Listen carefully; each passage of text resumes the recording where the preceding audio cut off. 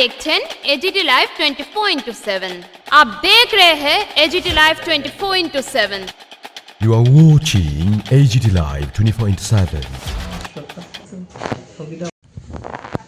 ধর্মনগরের এক আলোড়ন সৃষ্টিকারী কেস ডেলিভারি বয় প্রসেনজিৎ সরকার হত্যা মামলা, যার কেস নাম্বার DMNPS 122/2025। যে কেসটা রেজিস্ট্রি হয়েছিল 329 সাবসেকশন 4, 115 সাবসেকশন 2, 103 সাবসেকশন 1 এবং 3 সাবসেকশন 5 অফ ভারতীয় ন্যায় সংহিতা 2023। যারা এই অপরাধটি সংগঠিত করেছিল ওনারা হলেন সঙ্গীতা ভট্টাচার্য, সুস্মিতা ভট্টাচার্য, সৌরভ ভট্টাচার্য, মেঘদীপ ভট্টাচার্য এবং Piu Dhar. Fact of the case, victim Prasenjit Sarkar blue dart courier সার্ভিসে ডেলিভারি বয়ের কাজ করত। বিগত 13/12/2025 ইংরেজি 6টায় একটা পার্সেল ডেলিভারি নিয়ে 21 পার্সনের সাথে ঝামেলা সমস্যা তৈরি হয়।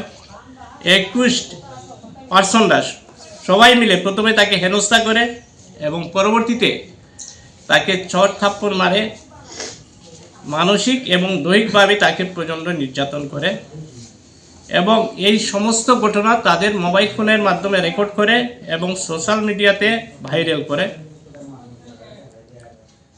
তার পরবর্তী সময় সে বাড়িতে চলে যায় এবং ওই দিনই পরের দিন অর্থাৎ 14/12/2025 ইংরেজি সকালবেলা তার মৃতদেহ একটা গাছের মধ্যে ঝুলন্ত অবস্থায় পাওয়া যায়। এই কেসে আজকে বিসির মাধ্যমে 5জন 21 পার্সনকে প্রডিউস করা হয়। তাদের পক্ষে বেল পিটিশন সাবমিট করা হয় আদালতে। আদালত তাদের বেল পিটিশন রিজেক্ট করেন এবং তাদেরকে 9/1/2026 পর্যন্ত জেল কাস্টডির অর্ডার দেন। এর মধ্যে 1 তারিখ থেকে 3 তারিখ পুলিশ জেল কাস্টডিতে গিয়ে তাদেরকে ইন্টারোগেশন করতে পারবে।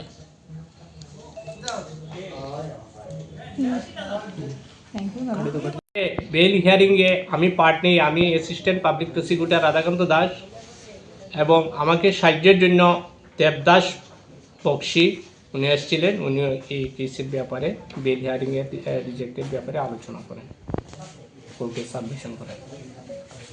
আর এই কেসটির পক্ষে যারা আজকে বেল পিটিশন সাবমিট করেছিলেন ওনারা হলেন নিকিতা দেব, শুভম দে চৌধুরী এবং অরুণাংশু শর্মা। পরবর্তী ডেটটা কবে নাগাদ বলা হয়েছে? 9/1/2026 এই তারিখে 21 পার্সনকে আবার প্রডিউস করা হবে।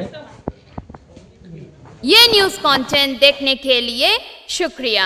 अगर आपका कोई सुझाव है तो हमें कमेंट कीजिए, सब्सक्राइब कीजिए एजीटी लाइव 24/7।